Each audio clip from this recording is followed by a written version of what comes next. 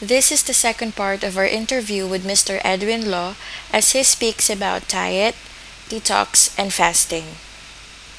When come to the guidelines of the how to guarding your diet, I'm not just talking about the for the slimming. I'm talking about healthy. Actually, for the past 7 years, when I give a lot of talks, I've shared the experience when it come to the part of weight management. In so many talks, actually, I have not touched on how to slim down. Okay, because to me, a healthy diet should be able to keep our body weight in check nicely. Okay, and I'm not talking about asking too much about slimming. Because the metabolic rate, so long it is correct, it should be in the proper proportion. All right. So, but when it comes to the diet guidelines, my suggestion, don't try to restrict the calorie intake, because that one won't work. By strictly following the caloric, the counts or guidelines, it wouldn't work in the longer term. And even worse, because sometimes our body will try to fight back. So one will feel hungrier and tend to eat too much, overindulgent in food after the restrictive diet. All right. So stay clear from it. Okay. Instead, I think in order to slim down, one should follow the proper whole food diet. So that the body function will be back to say optimal, meaning that when your body metabolic rate is correct, even sometimes we eat too much of food, the calorie should be burnt away quite easily. I myself, in the experience is I can share with you is whenever I have good food, more than what I should, so the body temperature will start to rise for say just maybe 2 or 3 hours, just to burn away the excessive calorie. All right. So don't worry about the calorie if you were to eat the whole food. But then again, we still need to stick to the proper ratio. Okay, we're talking about the the carbohydrate 50%, protein 20%, and fats 30%. Why? Partly because if you look at the process of the body burning the fats, and as well as the process of the burning the carbohydrates, it takes about 30% less, energy, and also the productions of the carbon dioxide when the body try to handle the fats. Okay, because when we talk about the carbo, we are talking about the essentially the energy generating substance. Okay, the same go to the fats and the protein, but among the carbo and the fats, actually fat is much better energy source because it produces less carbon dioxide, about 30% less. And why I'm single out the carbon dioxide? Partly because the carbon dioxide in the body actually is in the fluid, in the blood, in your blood circulation, in the microcirculation. It has to go into the blood in order to be able to transport away from the cells.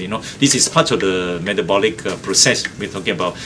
So sending the oxygens to the cells, for the production of the energy. So after the production of the energy, the waste gas, the carbon dioxide, one of which have to be sent out from the cells.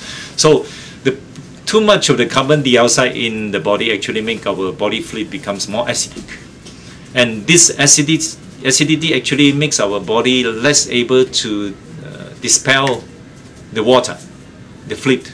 Okay, so and such many people think that they are overweight. Actually, they are not. I'm talking about fats content. Actually they are bloated. I'm talking about water retention problem. Okay, so this is the reason why for a proper slimming or detox program, the diet should be changed to the whole food. A proper diet should be able to maintain the proper pH balance, whereby the detoxification as well as the weight management becomes easier. Okay, so the guideline is very simple. Stay together with the whole food, proper ratio. That means that just a casual suggestion, perhaps in the diet we should have about 4 tablespoons to 6 tablespoons of the cold pressed oils. But at the same time, you need to cut out the carb. Okay, you need to cut out the carbohydrates intake. All right. So just now I mentioned that the proper guideline, okay, for the the slimming. Then how about the soft drinks? How about the carbonated drinks? All these are should be kept away. For those who are watching the weight, because that one naturally will make your body very acidic. It will disrupt the pH balance. How about that? If people say, okay, I got very sweet tooth, so I need some sweet stuff, sweet taste. How about the artificial sweeteners? So that one also have to stay away. Partly because you need to study, you have read, from the reports and all this, you should know that certain artificial sweeteners are neurotoxic. Yeah. So, and at the same time, actually, many people mistaken that digestion it begins from the stomach. Actually, it's not. It's from the mouth. So when we take some sweet tasting kind of the substance, naturally our stomach will be ready, getting ready to digest something. So when you have something which is 0 calorie and nothing to digest, the body will not feel happy. So you feel hungrier. So this is the reason why for those people like to take diet drinks, also artificial sweeteners, they are fat. They are getting fatter and fatter, partly because they can't withstand the hunger anymore, so they will go on so-called binge eating. So they keep on eating without stop.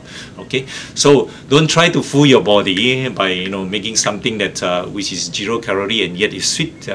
Tastes sweet. This is, you can't fool the body anyway. Okay, so stay away from the artificial sweeteners, please. Yeah. We partner with Nutrimix Organic in promoting health and wellness to the world.